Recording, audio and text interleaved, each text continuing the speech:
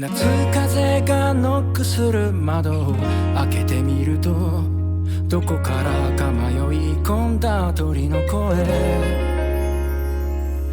読みかけの本を置き、どこから来たんだいと笑う、目隠ししたまんまの午後3時です。世界は案外シンプルで複雑に回帰した。私なんて誰に理解もされないまま、街外れ森の中、人目につかないこの家を訪れる人などいないわけで、目を合わ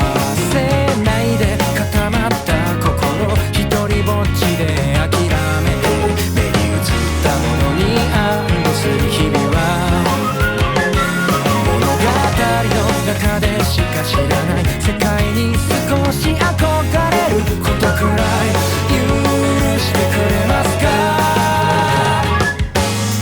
淡々と流れ出した生まれてしまった理不尽でも案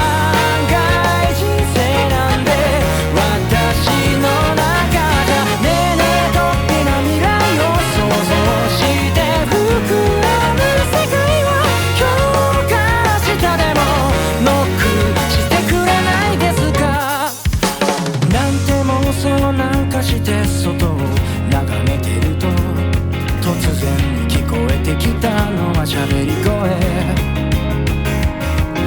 飲みかけのハーブティーを机中にまき散らし、どうしようとドアの向こうを見つめました。目を合わ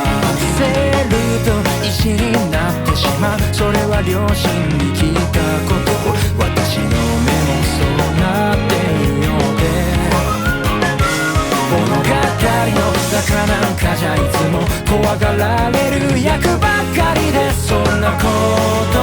知っているわけで、トントンと響き出したノックの音は初めてで、緊張なんてもんじゃ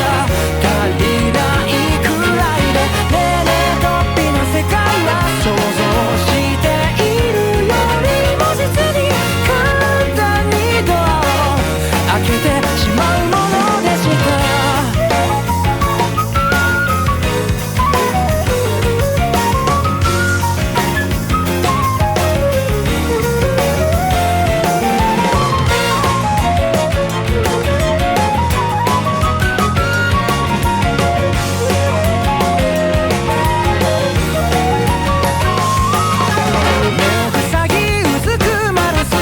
その人は驚いて、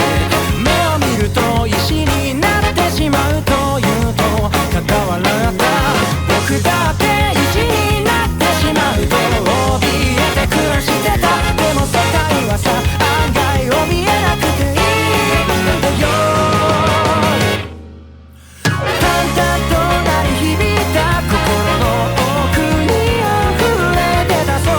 像は、世界に少し鳴り出して、ねえねえとっぴな未来を教えてくれた。あなたがまた迷った時はここで待っているから。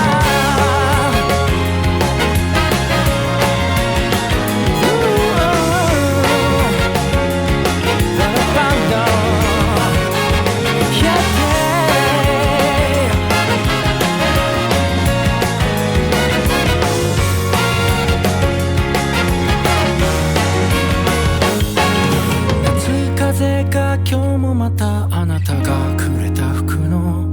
フードを少しだけ揺らしてみせた。